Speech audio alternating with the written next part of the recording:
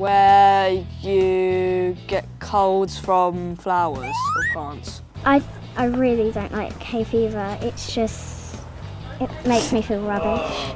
I think the farmer gets hay fever. What you get if you get hay fever is basically like your eyes start watering and you start sneezing a lot.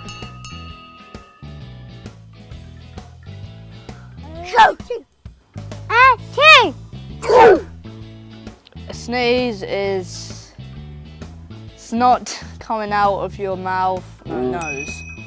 A sneeze is something where you just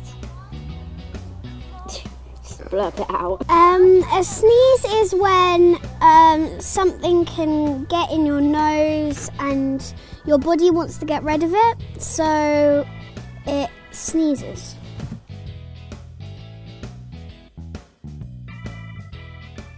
Snot monster!